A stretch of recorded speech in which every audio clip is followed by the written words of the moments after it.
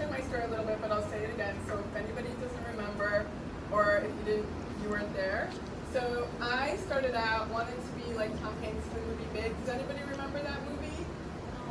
No. I know, it's way before your time. It's probably in the 80s, so you should watch it. You should Google it. And what he does, I won't tell you the whole movie, but what he does is he tests toys. So he's like your age, and I was your age one day. You all were. And then he has a wish, and he becomes big overnight. And I won't tell you the whole story, but basically he has to like provide for himself and work. So he decides that he wants to work for a toy company. And when I saw that movie, that's what I wanted to do. So I used to do that. I used to test toys. Anybody heard of Barbie? Yeah. So I used to work at Mattel, and you know the Barbie movie just came out, which I'm shocked because when I worked there 20 years ago. Now I'm telling you how old I am. I'm super old. And I was like, every day I heard when I worked at Mattel and Barbie in research. It's called market research. So I tested toys with kids just like you every single day. And we're never going to do a Barbie movie, ever, ever. We're never going to do a live-action Barbie movie. But guess what? 20 years later, it's become a big hit. Has anybody seen the movie? A lot of you have, right? Yeah. So if anybody remembers in the first 30 minutes, have you seen the movie? I have not. Oh, okay. My children have, and away. But the first 30 minutes of the movie basically gives away a lot of what I worked on back in the day. All of those products that you saw, like I worked on a lot of those. That was like nostalgic for me. Like the camper. A lot of them. The video game one, a lot of them. Yes, question. Yeah. Did you work on the, did they come with a new Barbie house, or is that the old? I think that was the old one. I worked on a lot of those. Yeah, so I worked on a lot. And then, yeah, another question. I have a question. When you worked at Mattel, did you ever create your own one? I wanted to, but since I wasn't the head of research, I just started. I was just like starting my career in there. I did get to create my own Barbie. But then, what I did was, one more question, I'll tell you what I did next. Yeah? Did you work with Monster High? I did work with Monster High, actually. Yeah, I did. I worked with Monster High, I worked with Polly Pockets. You remember Polly Pockets? I worked on a lot of those things. I actually worked on Harry Potter too, even though that was in our division, but I had to research a lot of Harry Potter. And when I was there, we actually got to see Harry Potter during the day. We got to get off work because we just got the license for Harry Potter, so they told us we have to leave work and go to the movie theater during work hours. So that was awesome. Yeah, and the other one is, does anybody know SpongeBob? Yeah! I worked on SpongeBob too. Yeah, SpongeBob SquarePants. That song is in my head forever. Lives in a pineapple. Yeah, exactly. Yeah. Exactly. Yeah. So that's where I started my career because I wanted to be a toy tester, and that's what I started doing. And then I decided, you know what? I'm not happy working on Barbie anymore. I was there for 3 years. It wasn't fun. And I decided to go back to school and get a master's degree. So now I majored in child and family studies, which is basically consumer science and child psychology. And we used to have a one-way mirror at Cal State Northridge. I went to Cal State Northridge, where we did like testing toys in a sense in the play lab, except this was developmental testing for kids that came through the play lab. So I actually didn't interact with them like this. I was in a room with a one-way mirror. If you've ever done a research study, you know you probably go into a room and there's a mirror and people are watching you. That's how it works. So then I ended up not going back to school and we're going to another company called MGA. Anybody heard of MGA? Anybody heard of the Brad Stalls? Yeah. Yeah. Okay, so I ended up starting the research department at MGA and also becoming the brand manager for Bratz. So I did that for 5 years.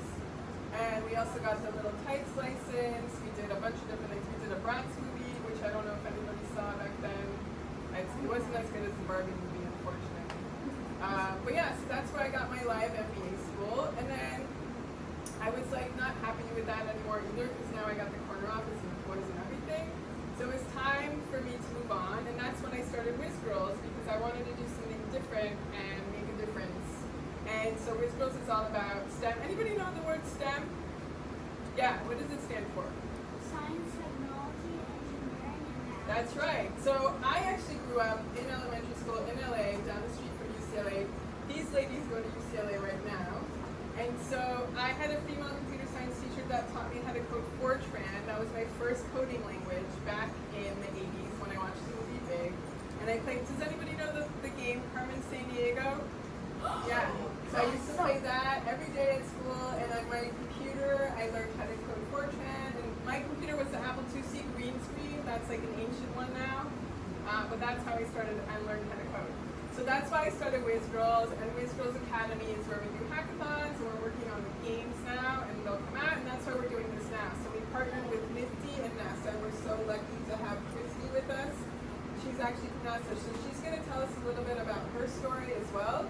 And then you can ask us questions, but I'm going to ask her a little bit of questions. So thank you again for being here.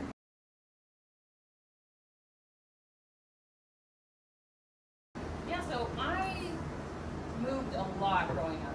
So my parents are from Nicaragua. It's in Central America. Everybody knows where it is. Like south of Mexico, keep going, we're in the middle. Like a little tiny strip of land. That's where my family's from. And they came here as refugees in the 1980s. And I was born in downtown LA, somewhere in a garage not too far from here, actually. And I have 4 sisters, and we're all about a year apart. So my parents really love children. My mom says if she could do it again, she would have had 10 of us. But she could not afford 10 more children. So anyways, my father is a mechanical engineer. But when he came to this country, he could not speak English. And so he couldn't get a job anywhere. And so he ended up working in a factory, not making very much money. And he thought, well, I need to, I went to college for engineering. I'm very smart. I should have an engineering job. So he ended up going to night school. We ended up having to move to San Jose, which is up north.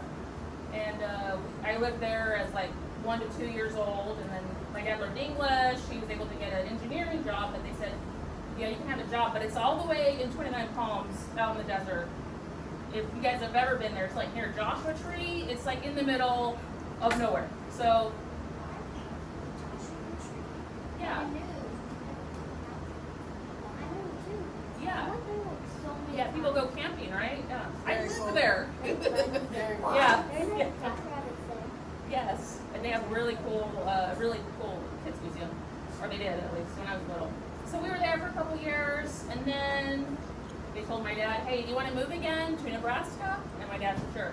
So then I moved to Nebraska when I was 6 or 7 years old. And that was very shocking because my parents had never seen snow in real life. So we only lived there for a couple years, and then they told my dad, hey, you want to move again? You can move to Tennessee. And my dad said, yes, let's go. It's very exciting, for my dad to come from Nicaragua to now getting to see all the United States. So we moved to Tennessee, and then I was there for 2 years, and then they told my dad, do you want to move to Oklahoma? And my dad said, sure, why not? It's just right there. So then we moved to Oklahoma, and I was there for about 4 years. And that was pretty cool. It was really nice, it's countryside, middle of nowhere.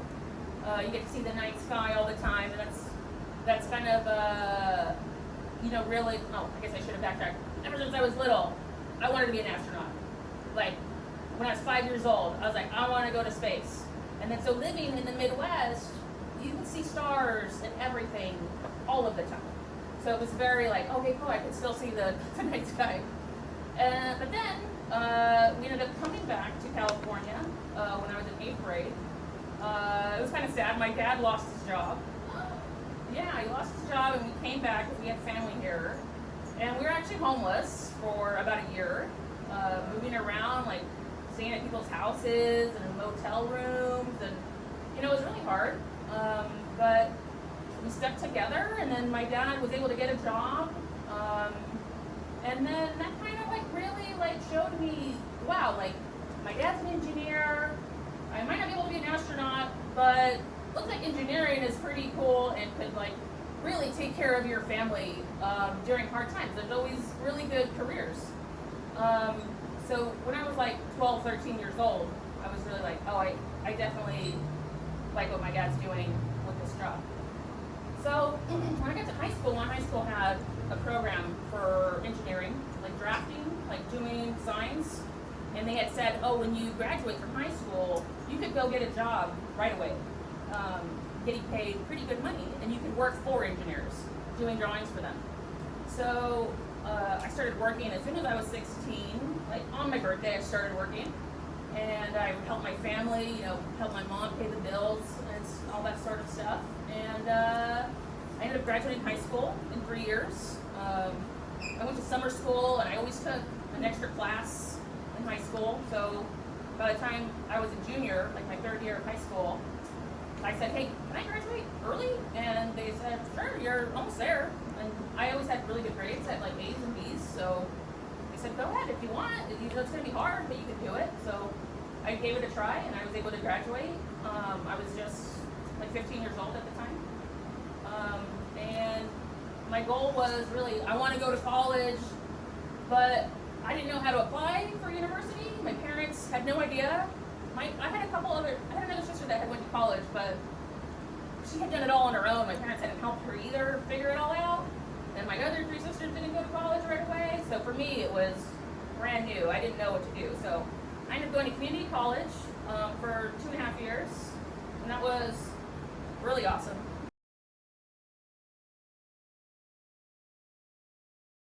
Star Wars people love NASA.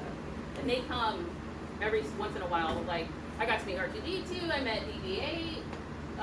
They had some actors come to my work. There's actually quite a bit of actors. Like, if you guys have seen the Martian movie, you should watch it. It's really good. They worked with JPL on that movie. The guy who created it, he was like best friends with somebody at my work.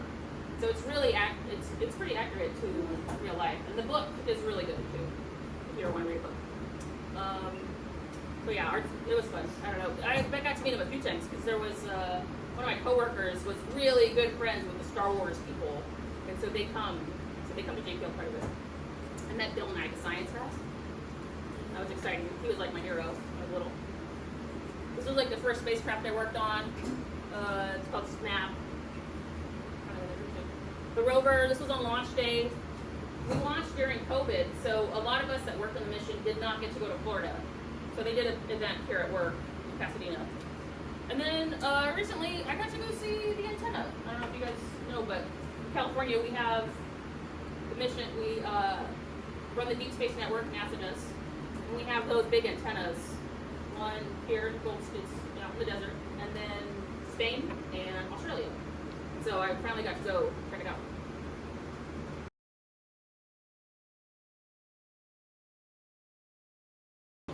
That there was life on Mars, and that there still may be life on Mars, but it's not what we think of as life, like little green men walking around.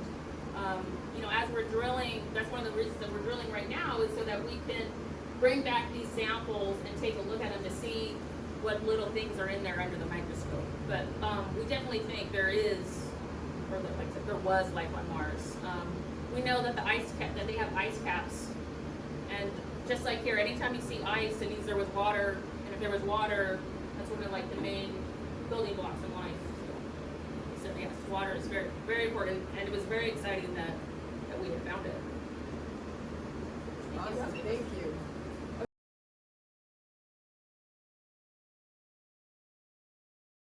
Come on down. All right. Secret agent name, super loud and clear so the people in the back can hear you.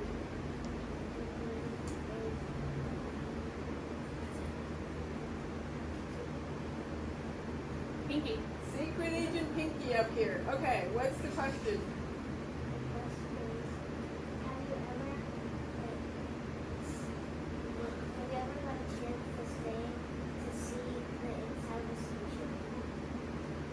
Okay, have you ever had a chance to see the inside of a spaceship before?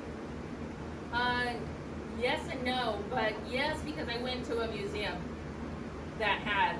So I went to here in LA, the California Science Center. And also, when I lived in Oklahoma, I got to go to the NASA facility in Alabama, and they had spacecraft there. I did not get to see when they loaded the rover in the rocket. I really, really wanted to, but I did not get a chance to see that. Have you gone to the Science Center? Very cool. That's pretty cool. Have you guys all gone? Or some of you gone? Yeah, we're very lucky we have that here, guys. Yeah, it's very close. It's very close. Yeah. Oh, you guys got to go on a field trip? Yes. Oh, that's so cool. Very cool. That's awesome.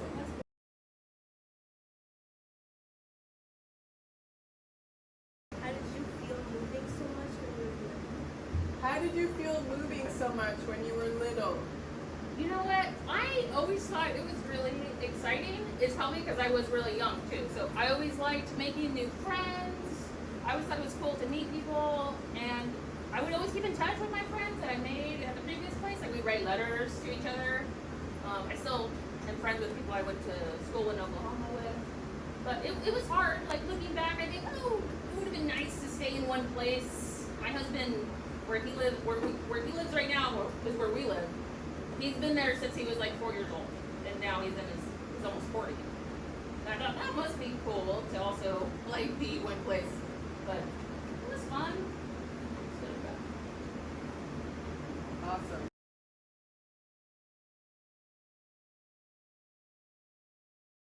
Years ago, maybe, I had already graduated college, and once I got my first job, I had said like, hey, I want to volunteer, I want to do stuff. I worked for Coca-Cola at the time. I'm sure all of you guys have heard of it. So we used to go do like volunteering stuff at schools, kind of just like this, right?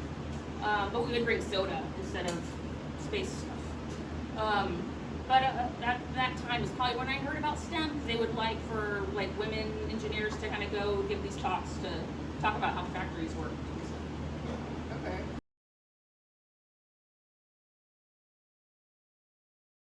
And if you had a dream job back then, how that came about, like, Yeah. what was that? So like I said, yeah, I really wanted to be an astronaut. Like when you would go to the playground when I was little, all the playground equipment was like rocket ships and kind of things that had to do with outer space, and I remember that. it was really, yeah, the United States was like really big into NASA and aerospace, so I always thought that would be very cool. But I have, you can't see my contacts, but I have very, very bad vision, and I wear these special contacts that help me see normal.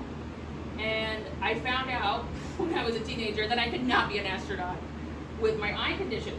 And so I thought, well, if I can't be an astronaut, maybe I can like help astronauts or something. And my grandma lives, or used to live not too far from my work, or from NASA JPL. And when we would visit her on the weekends, I would see it.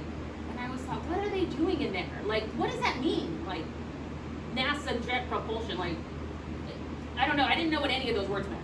So I always thought, like, that's cool, whatever they're doing there, and maybe I could get a tour one day, I thought. But eventually, when I got my bachelor's degree and I started working, I saw a job opening that looked like something I could do, and I thought, you know what, what's the worst they can say if I apply? Like, they're not going to be mean. At least they'll probably just say no. But I applied, and then like 2 months later, they called me and asked me if I wanted to do an interview. And I said, oh, sure. Like, I already had a job too, so I thought, I'll just go. I want to check it out. I really just wanted to get a tour of the place. And so I went, and they fell in love with me, and they hired me right after. And so that was kind of, very, very cool, and very, I learned later is very common for us girls and women to think that we can't do something. But I'm glad I gave it a try, right? Because, like I said, what's the worst that could happen? They tell me no, and then I keep not working there. So I very much enjoy taking risks as long as they're safe and calculated.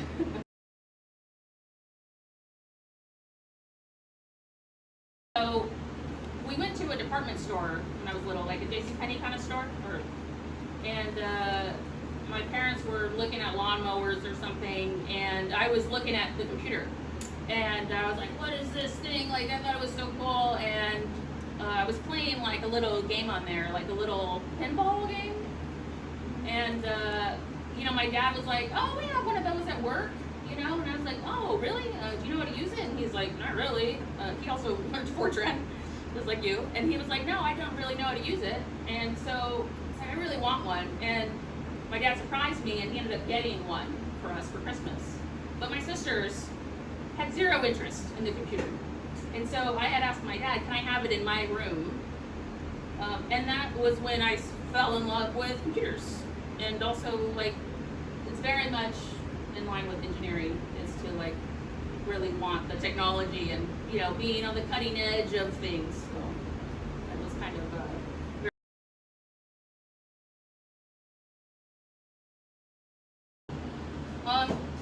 it is, without a doubt, the rover mission. So when I started at JPL, I was not working on the rover mission, but it was going to start soon, and I had asked, hey, like, can I join the mission? Like, I want to work on there too. It's other engineers. And my boss said, yeah, sure, but you have to go talk to this other person. And so I didn't know this other person. I went and talked with him, and then he said, yeah, you can do it, but you got to talk with another person. I had to talk with like 5 different people, kind of like interviews and get to know you. And I ended up proving that, hey, I am a mechanical engineer. I've never done spacecraft before, but hey, you know what? You can go ahead and go build spacecraft. So I worked on the Mars 2020 mission to get us, I built a spacecraft that gets us from the Earth to Mars, and then also the part that helps us land on Mars, and as well as the soil sample drilling also. So Very cool. definitely Mars 2020. Okay, is there a piece of advice you would give our secret agents in the audience that might want to explore mechanical engineering? Yeah, like, don't be afraid to take a risk. Like I said, as long as it's safe, there's not going to be any like really downsides. I loved taking apart stuff when I was little, and my parents would probably get mad at me a little bit. I'd like to open stuff and see what was inside, like just whatever. I would open everything and try to see what it was made out of. So as long as you know, if you like to take stuff apart, you know, take it apart and, you know, put with your parents or whatever, have them around, make sure it's safe. Yeah. So go ahead and take risks. Like, that's part of taking a risk. Don't take apart a computer though too much. Yeah, There's some bad that's stuff a in there. little tricky. Yeah, there's some It's a tricky little stuff in tricky.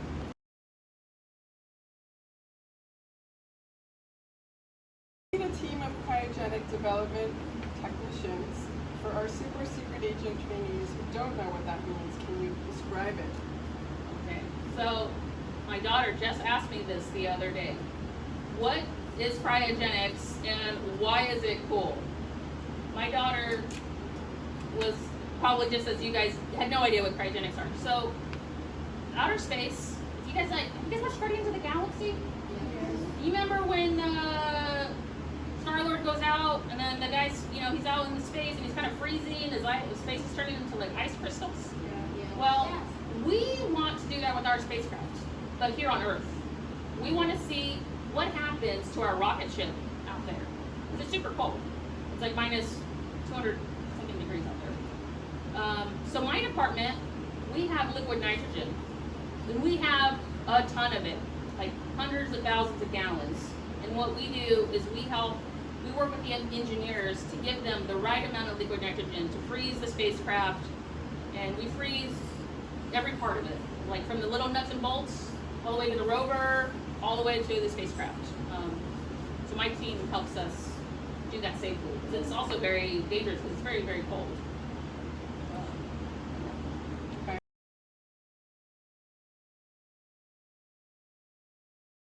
Do you have that pushed you to where you are today? I guess being curious. I always thought the name of the last rover was nice, Curiosity. You know, all of our rovers are like little science centers, and they do a lot of experiments while they're there. And it's just to help our curiosity as humans, and I very much am curious. I like to ask a lot of questions. That's kind of why I like school.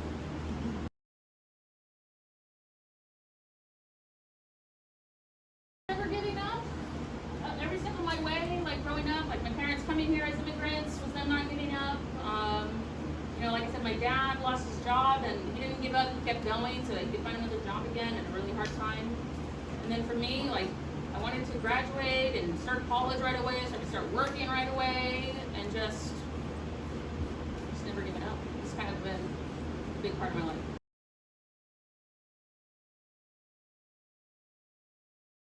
What would it be? I draw a lot.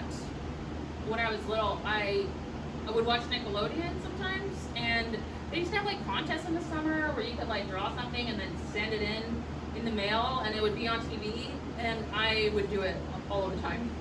And I always wanted to be like a cartoonist on the side. So actually, when I was in college, I took cartooning classes too, like drawing classes. So I'd probably be like an animator. Very cool. It's 200 degrees. We start seeing all the little important spots and what their temperature was. And so we say, okay, we want the whole spacecraft to be this certain temperature, or we want this temperature there. So we design different configurations of this. So these, the mesh kind of stuff, it kind of will help allow air through so that this also doesn't freeze. So every layer changes as we're going in the spacecraft in different thicknesses and stuff. So it's to help air through, like you see, because this even has like pinholes in it. So it's to allow, you know, the heat and the cold in and out. So yeah, it's all fine tuned based on our testing.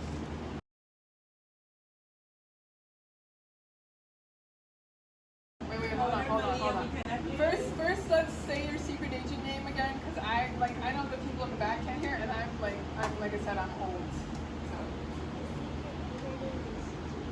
Secret agent Jean. Okay, what was the question again? Was there ever a hard time? Okay, so let me repeat that. Was there ever a hard time in your life? Definitely yes. Probably most recently is I have a little baby who's 1.5. Yeah, and she's very adorable and very cute, but I'm getting older. And so it's really hard to go to work every day and also help raise my 3 children. So I really work with my husband a lot we juggle everything we have to do. And so that's really hard to be a mom and to be a full-time working person and also have time to have fun with my kids, and they play soccer and volleyball. So it's being able to juggle 3 children and also being, you know, working at NASA. It's a fun challenge. Yeah, it's definitely sharing challenging. that with us. Okay. Aspiring secret agent trainees in the audience. Do what you love, right? My daughter, she thinks that she should be a mechanical engineer because I am a mechanical engineer. But I told her, do not do that just because I am and because my dad was. Like, she loves to draw. She loves all. So go look at design. Go look at artwork. She's young, right? You guys are kids. Figure out what you want to do now. I think it's okay if you don't know right now. Like I said, I knew when I was pretty little what I wanted to do, but that's not always true. So there's a lot of opportunity in STEM, especially for women, girls, and just find out if there's something in there that, you know, that you can hook onto that you like, because it's really help you be successful when you grow up. Very cool. I was gonna say Star Wars, Star Trek, but you're more Star Wars. Okay, cool. How about favorite superhero? Wonder Woman? Wonder Woman. I thought she was cool. Like, that was really strong, and she's supposed to be like from the Amazon. And I'm like, that's kind of like Latino a little bit. I mean, I found out later, and she really wasn't from there, but I always thought that was cool. Like, I thought she's kind of like me. Nice. Same. Nice. Okay, and how about favorite show growing up as a kid? Probably Bill Nye, the Science Guy. He's like the experiment show. Yeah. I don't know. We didn't have cable when I was little, so I had PBS. So I really did watch it all the time. I'm in San Diego. There was like a math show that I remember watching. How about 3, 2, 1 Contact? Did you ever watch that? Yeah. So that was a great show I grew up with too, and that was all about science and everyday life. That was really cool. If you get a chance to Google that show or YouTube it, it's really cool. Let's see, what else? Favorite TV show now? Ooh, like streaming or other? I watched The Office a lot, and Seinfeld. Okay, so funny stuff. Yeah. Nice. Okay, awesome. Well, thank you so much again for sharing your story and your journey.